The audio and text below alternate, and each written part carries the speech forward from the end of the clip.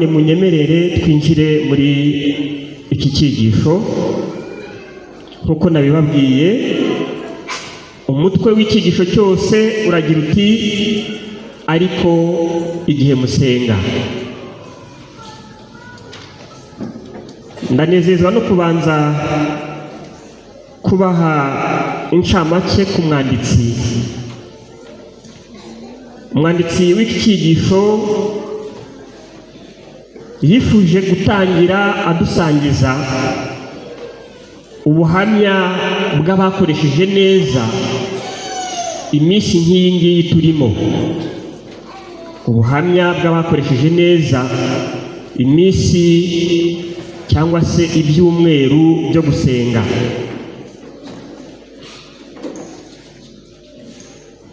Bagiye bagira ibitangaza bitandukanye babona, aho bamwe mu batanze ubuhamya byababayeho mu mwaka ushize wa 2024 hari umujyi batubwiye bari barabuze amashanyarazi, bafata igihe cyo gusenga amashanyarazi barongera barayabona. Yadusangije kandi iby'umukobwa wabonye akazi mu buryo bw'igitangaza. Igihe yarebaga ku bisabwa yabonaga we bidashoboka ko ako kazi yakabona, kuko yabonaga birenze ibyo afite. Ariko afashijwe n'itsinda basenganaga, yakoze umwiteguro we, ubundi barasenga, biza kurangira ari we ubonye akazi. Ndashaka ko tugaruka cyane kuri iki gitangaza nacyo gikomeye. Hari abari bafite umuhate mukeya wo gusenga, nyuma y'iminsi 10 y'amasengesho basoza umuhate wiyongereye inyota yo gusabana n'Imana mu gusoma ijambo ryayo, basenga biriyongera. Ubu baraduhereza ubuhamya ko bameze neza. Hari undi kandi mu gihe cy'iminsi 10 y'amasengesho yasabiye itorero ko abagize umukumbi bagaragaza ubwitange, kandi Imana yarabikoze. Amasengesho yarangiye, itsinda ryiyongereye, bava kubizera 10, yababaga benshi babaga 40, bagera ku itorero rigize abizera 120 mu gihe cy'amezi 3 yonyine. Twagira ngo iki? Ndashaka ko nyuma yo kumva izi nkuru n'ubuhamya dusangijwe, twibaza iki kibazo: mbese natwe dufite ibitugoye dukwiriye gusengera? Mbese natwe dufite ibitugoye dukwiriye gusengera?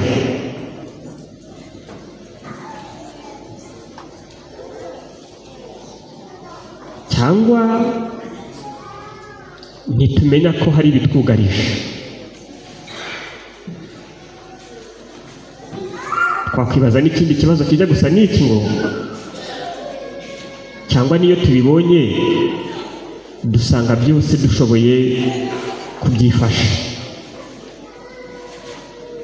Kiba ari uko bimeze, twaba twe turi buhindura isengesho, ntabwo twaba turi busabire ibitugoye kuko ntitunabizi, ntabwo turi busabire ibitugoye kuko tunabona dufite ubushobozi bwo kubyikuramo. Ahubwo reka isengesho ryacu ribiri ngo: Mana, duhumura amaso tubone ibitwugarije, tubone ibitugoye, kugira ngo dushobore kugutabaza. Isengesho ndifuza ko ryaba iryanjye namwe. Umwanditsi wadusangije izi nkuru ndetse n'ibyo yanyuzemo ni Dr. Pave Goya, akaba ari umwanditsi w'ikinyamakuru cyitwa Ubugabura. Yadusangije inkuru ze bwite kugira ngo zidufashe kongera gusobanukirwa mu buryo bwimbitse bimwe mu bisanzwe. Ni ibisanzwe ariko dushobora kongera gusobanukirwa mu buryo bwimbitse nituramuka dukurikiye neza ibyo yatwandikiye. Bimwe mu bibazo dushobora kurangiza iki cyigisho twasobanukiwe ni ibi ngo: kubaha izina ry'Imana bisobanuye iki? Kubaha izina ry'Imana bisobanuye iki?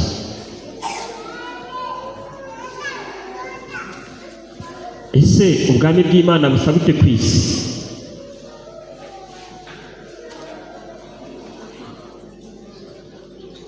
Ni gute se kubabarira abandi bishobora guhindura umubano wacu n'Imana?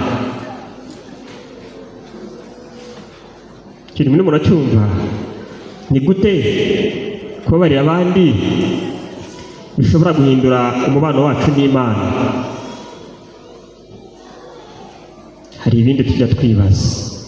Ese Imana ijya ijyana abantu mu moshya?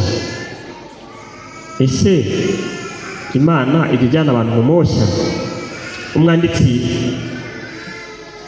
arifuza ko twazasoza iyi minsi 10 dusobanukiwe n'ibi bibazo tumaze kwibaza haruguru. Ku bataragize amahirwe, ku munsi wa mbere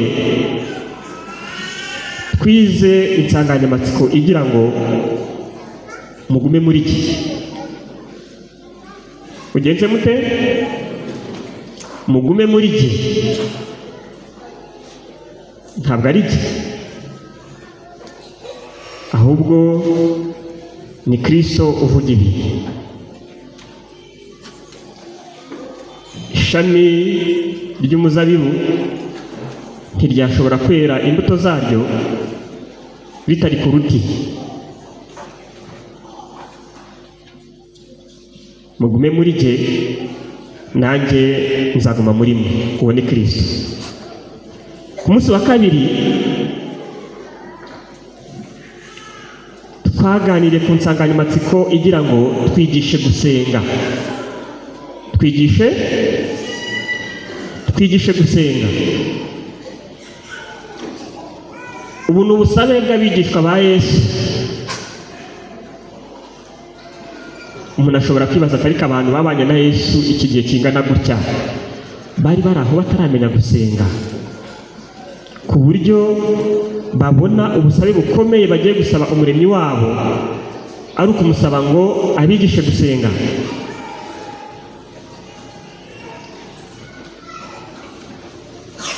Bamaze gutanga iki cyifuzo n'ubusabe, hari igisubizo bahawe. Barabwiwe bati: niba buri gihe iyo musenga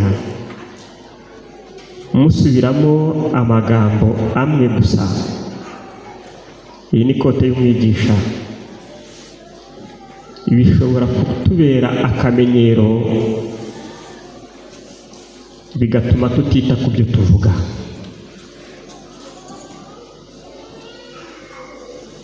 Bagatanga inama. Gusenga bikwiriye kuba ukugururira Imana imitima nk'uko dushyikirana n'inshuti. Gusenga bikwiriye kujyana no kwiga ijambo ry'Imana buri gihe, kandi binyuze mu isengesho tuvugana n'Imana. Ndetse iyo binyuze mu ijambo ryayo, Imana nayo iratuvugisha. Niyo mpamvu mu gihe dusenga buri gihe bikwiriye kujyana no gusoma ijambo ryayo kugira ngo uko twohereza ubusabe bwacu dushobore no kumva igisubizo giturutse ku Muremyi. Ku munsi wa gatatu ari wo w'ejo twize ku nsanganyamatsiko igira ngo gusha ku ngingo. Yenza gute? Gusha ku ngingo. Iki ni Ikinyarwanda gisanzwe. Winyura hirya, wivuga byinshi, si ngombwa gusasira. Genza gute? Gusha ku ngingo. Namwe nimusenga ntimukavuga amagambo muyasubiramo hato na hato nk'uko abapagani babigenza, bibwira ko kuvuga amagambo menshi aribyo bituma ubumvirwa. Mbese iyo dusenga twugururira Imana imitima yacu? Niba uri mu kizamini ushaka ubutabazi bw'Imana, bwira Imana ko ushaka gutsinda ikizamini, ukibwire na modire, uyibwire na modire iyo ariyo ikugoye. Niba ari uguhinga, uyibwira ngo Mana ndagusabye ngo uzamfashe muri ubu buhinzi. Ibwira uti nabuze ifumbire nabuze, mfite imbuto ariko nabuze ifumbire. Imana igucira inzira. Baduhaye icyitegererezo cy'umwana wa Pavegoya wasabaga Imana ngo imufashe kuzuza inzu, ariko igihe yari agisaba gufashwa kubaka inzu ntabwo yigeze abona igisubizo. Byamusabye kumenya icyo asaba n'icyo akwiriye guheraho. Asaba Imana kumuhereza abakozi bamufasha gucukura fondasiyo. Abivuze mu izina, igisubizo cy'Imana cyarabonetse, kandi uko intambwe yagendaga asaba Imana agushije ku ntego, avuga mu izina icyo yifuza. Natwe muri aka kanya turararikirwa kugusha ku ntego, kurasa ku ngingo, tudaciye hirya no hino. Mu nkundire rero twinjire mu cyigisho cy'uyu munsi, ari wo munsi wa 4, icyigisho kivuga ngo amasengesho atasubijwe.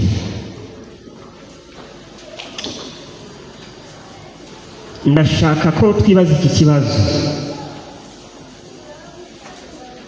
mbese iyo dusenze twugururiye Imana umutima, kandi buri gihe tukagusha ku ntego nk'uko babiduhaye n'inama, tukaganira n'Imana nk'abaganira n'inshuti, mbese buri gihe amasengesho yacu asubizwa nk'uko twasabye?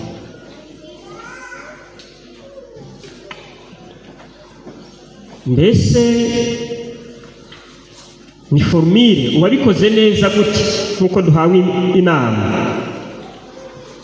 akaganira n'Imana nk'uganira n'inshuti, agasenga akagusha ku ntego, mbese ibyo yasabye byose Imana ibimuha uko yabisabye?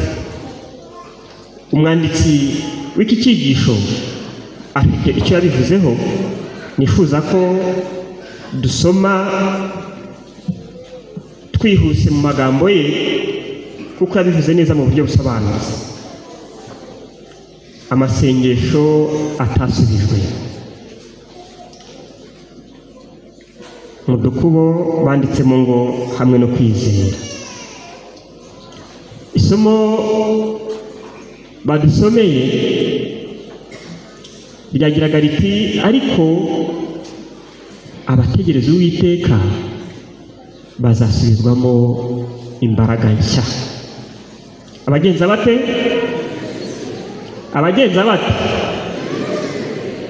Nimushake mugarukire kuri iyo inshinga yonyine, cyangwa kuri iryo zina ryonyine, abategereza. Abagenza bate?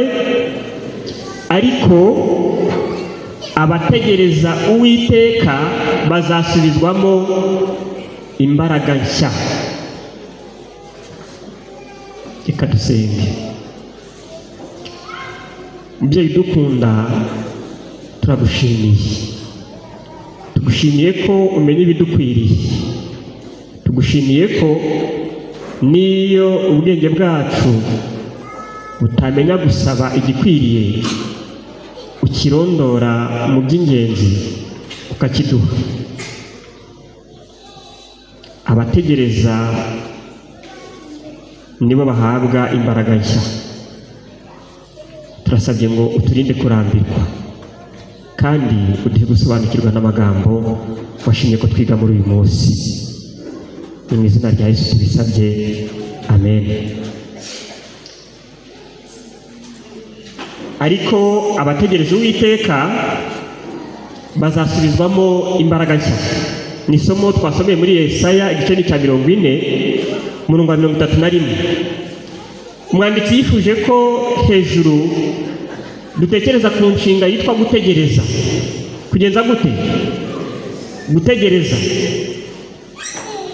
Yaragize ati gutegereza ntabwo binezeza. Mbese sibyo? Gutegereza ntabwo binezeza. Ninde muri twe ukunda gutegereza? Haba gutegereza kwa muganga, haba gutegereza uri ku murongo wa banki ugiye gushaka amafaranga, haba gutegereza indege yatinze kuza ku kibuga cy'indege, haba gutegereza umuntu watinze kuza mu nama. Aya mategereza yose tugira akenshi ntabwo atunezeza. Aburahamu yagombaga gutegereza imyaka 25 mbere y'uko Imana isubiza isengesho rye. Mose yategereje imyaka 40 kugira ngo Imana itabare. Yosefu yamaze imyaka myinshi ari umuretwa ndetse amara n'indi myaka muri gereza.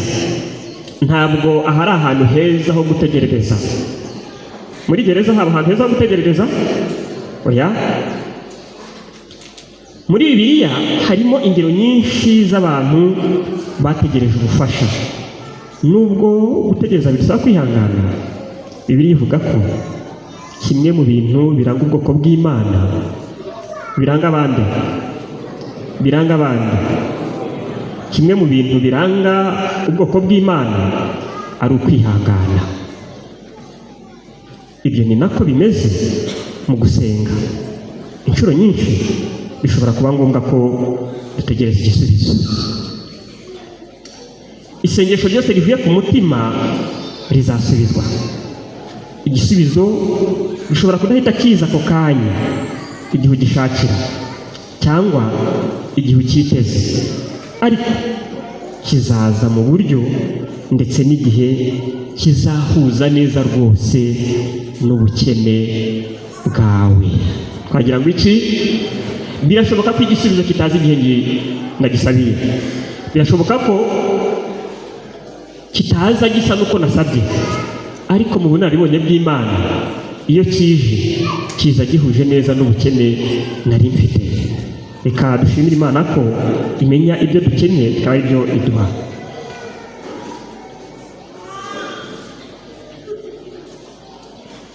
Yego, yaratubwiye ngo kiza mu buryo ndetse n'igihe kizahuza neza rwose n'ubukene bwacu.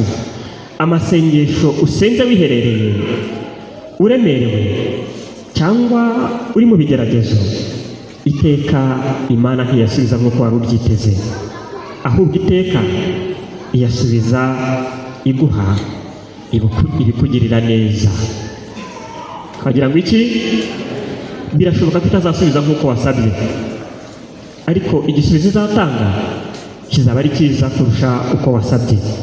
Iyo twicishije bugufi maze tukereka Imana ibyo dukeneye mu buryo bwumvikana neza kandi bwihariye, tukemera ko ariyo yonyine twishingikirijeho, iratwumva. Ariko akenshi tuba tugomba gutegereza. Kenshi tuba tugomba gukoresha uburyo bwose dufite n'amahitamo yose dufite mbere y'uko Imana igira icyo ikora, kugira ngo tubashe kumenya tudashidikanya ko ariyo yabikoze. Intero murayumvise? Murayumvise? Ndi kubona hari abantu bajya ngo ntabwo bayumvise. Akenshi tuba tugomba gutegereza. Reka ntangire ya nteruro.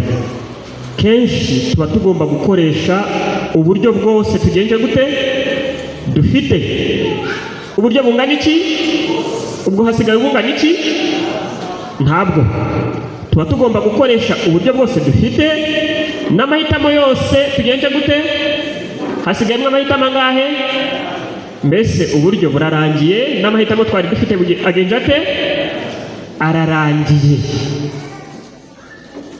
Ibyo iyo birangiye nibwo Imana idusubiza, kandi bifite impamvu kugira ngo tubashe kumenya tudashidikanya ko ariyo yagenje gute yabikoze. Ibi biraza bisubiza cya kibazo twibajije ngo mbese dufite ibitugoye, cyangwa ntitunamenya ko bihari, cyangwa niyo tubibonye twibwira ko tubyishoboreye. Iyo tukibyishoboreye gutabaza Imana biragora, ariko iyo amahitamo yacu n'uburyo bwacu bwose bwarangiye, Imana iratabara kandi dusobanukirwa n'aho ubutabazi bukomotse. Iyaba Imana yasubizaga uwo mwanya, twashoboraga kwibeshya ko ari twe twabyihesheje. Mbega ukuntu Imana ari nziza! Irashaka ko ibitugoye byose iba ihari ngo idusubize. Iyo tubonye ko nta bundi buryo bushoboka dufite bwo gukemura ingorane, Imana ivuga ijambo rimwe maze hakabaho ikintu tutari twiteze. Ari kiki ngo ntabaza ndagutabara, nkwereke ibikomeye biruhije utamenya, uko tubisanga muri Yeremiya 33:3. Ariko kandi niba Imana idasubiza mu gihe no mu buryo tuyisaba, dushobora gutekereza ko itasubije na gato. Imana isubiza amasengesho avuzwe nta buryarya. Iki si ikigombero? Si ikigombero. Birasaba ko dusenga mu buhe buryo? Birasaba ko dusenga nta buryarya, ndetse amasengesho avuye ku mutima, kandi igisubizo itanga nicyo gisubizo cyiza kurusha ibindi byose, kurusha n'ibyo twasabye. Ushobora guhinga ngo Mana ndagusabye nzeze ndusha abandi bose twahingiye hamwe. Ashaka kurusha abandi bose, kandi Imana ishaka kugaburira bose, yarangiza igasubiza wowe ibyawe birumba, abaturanyi bakagenza gute? Bakeza, kubera ko yabonaga umweru uzagukura ku Mana, kandi aricyo cy'ingenzi. Yasubije neza, kandi babanejejwe nuko Imana yabasubije ibarumbiriza mu mirima yabo kugira ngo bahindukire. Imana ibyo ibikora iyo twanze guhindukira mu bihe byiza, ariko iyo twayumviye kandi tugakora ibikwiriye mu bihe byiza, n'umusaruro n'umwero turawubona.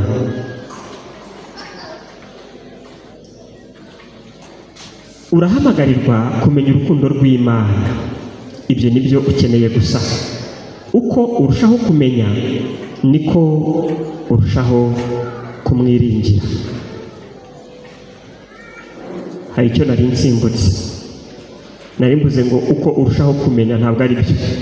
Uko urushaho kumumenya niko urushaho kumwiringira, ni nako urushaho kugira amahoro, kandi ni nako urushaho kwemera gutegereza igisubizo cyayo no kuyoborwa nayo. Kumumenya nta kundi ni ugusobanukirwa ko n'igihe warumbije, Imana yabonaga ari byo bigufitiye umumaro. Ni ugusobanukirwa ko n'igihe bitagenze uko wabisabye, Imana yabonye ko ari byo byashoboraga kugukiza.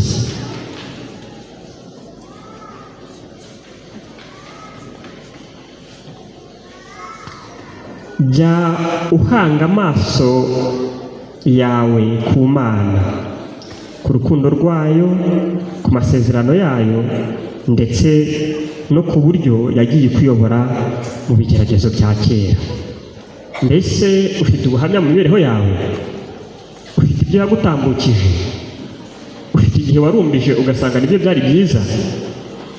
Ufite ibyo wanyuzemo ubona bidashoboka Imana igatabara? Ibyo wanyuzemo n'amasezerano yaduhaye mu ijambo ryayo nibyo bikwiriye gutuma dukomeza kuyizera. Ugushikamishijeho umutima uzamurinda ab'amahoro masa. Yesaya 26:3. Imana izi iby'ahazaza, ikwitaho, ariko kandi yita no ku bandi. Si byo se? Kandi nibyo twifuza ko itwitaho, ikita no ku bandi. Ibasha kudasubiza ubu ngubu bitewe n'uko igufitiye igisubizo cyiza kurushaho, cyangwa bitewe n'uko aricyo gihe cyiza cyawe cyo gusubizwa, cyangwa se bitewe n'uko utiteguye kwakira umugambi wayo. Murumva kudasubizwa kwacu bidafite impamvu nziza? Kabisubiremo. Ikwitaho ariko kandi yita no ku bandi. Iyi nteruro noneho muyishinge hagati. Ibasha kudasubiza ubu ngubu bitewe n'uko igufitiye igisubizo cyiza kurushaho. Mushaka igisubizo cyiza se? Yego, nimurekereho dutegereze igisubizo cy'aka kanya tukihorere. Cyangwa bitewe n'uko atari cyo gihe cyawe cyiza cyo gusubizwa. Urashaka gusubizwa uyu munsi, ariko irabona hari ikindi gihe ubikeneye kurusha none. Sicyo cyiza cyo gusubizwa cyawe, icyo gihe cyiza cyawe cyo gusubizwa. Cyangwa se bitewe n'uko utiteguye kwakira umugambi wayo ubu ngubu. Ibasha kuguha igisubizo gitandukanye n'icyo washakaga, nyamara gihuye n'ibindi ukeneye ndetse utatekerezaga. Ishobora kandi no kwemera ko ikintu runaka kiza mu buzima bwawe kikaba ari bwo buryo bwonyine bwo kugera ku buntu cyangwa se ku muntu utari kugerwaho mu bundi buryo. Asubiremo aya magambo. Ishobora kandi no kwemera ko ikintu runaka kiza mu buzima bwawe kikaba ari bwo buryo bwonyine bwo kugera ku muntu utari kugerwaho mu bundi buryo. Hari ibintu byinshi biba tutabisobanukirwa, tuzasobanukirwa turi mu ijuru gusa. Hari ibintu byinshi biba tuzasobanukirwa turi mu ijuru gusa. Icyo badusaba kuzirikana, zirikana ko Yesu atazanywe mu isi no gupfa kugira ngo aduhe ubuzima bwiza mu isi. Iyo nteruro murayumvise? Zirikana ko Yesu atazanywe mu isi no gupfa kugira ngo aduhe ubuzima bwiza mu isi, ahubwo yavuze ko muri iyi si tuzagira iki? Tuzagira amakuba, kuko tubisanga muri Yohana 13:33. Inshuro nyinshi Imana ikoresha amakuba kugira ngo itwigishe amasomo akenewe kugira ngo imico yacu irusheho gukomera. Amakuba ni meza? Ni meza? Ariko ari iyo Imana yakoresheje biba ari byiza? Ntabwo murimo kubyumva. Inshuro nyinshi Imana ikoresha amakuba kugira ngo itwigishe amasomo akenewe kugira ngo imico yacu irusheho gukomera. Bijyanye n'amahitamo twagize, hari ubwo twisanga mu bihe bitari byiza, ariko kandi iyo tubibayemo maso nabyo bidusigira amasomo. Kandi kugira ngo imico yacu irusheho gukomera kandi tuzabone agakiza. Kuko kubabazwa kwacu kw'igihwayihwayi kw'akanya ka none kwiyongeranya kuturemera ubwiza bw'iteka ryose buboneye. Ndayisubiramo. Kuko kubabazwa kwacu kw'igihwayihwayi kw'akanya ka none kwiyongeranya kuturemera ubwiza bw'iteka ryose bukomeye. Bityo rero mwumve icyo umwanditsi adusaba. Bityo rero aho gusaba Imana ngo ikureho amakuba, aho gusaba Imana ngo igenze ite? Ikureho amakuba, ujye uyisaba ngo igufashe gukura kandi uyakuremo isomo. Intebe irumvikanye, aho kugira ngo usabe Imana ngo ikureho amakuba, ujye uyisaba ngo igufashe gukura kandi uyakuremo amasomo. Ibyo dukeneye cyane ntabwo ari ibyifuzo dusengera, nubwo akenshi biba ari byo dukeneye koko. Ikintu cy'ibanze dukeneye ni ukumenya Imana yacu. Uko turushaho kuyimenya ni nako turushaho kuyizera, kandi ni nako turushaho kuyemerera kugira icyo ikora. Amen. Imana iraguhamagarira kuyisenga no kuyishaka, gushaka ubwiza bwayo, umugambi wayo n'ubuyobozi bwayo. Jya ushaka kumenya Imana mbere y'uko uyisaba kuguha ibisubizo no kugufasha, maze uyikoreze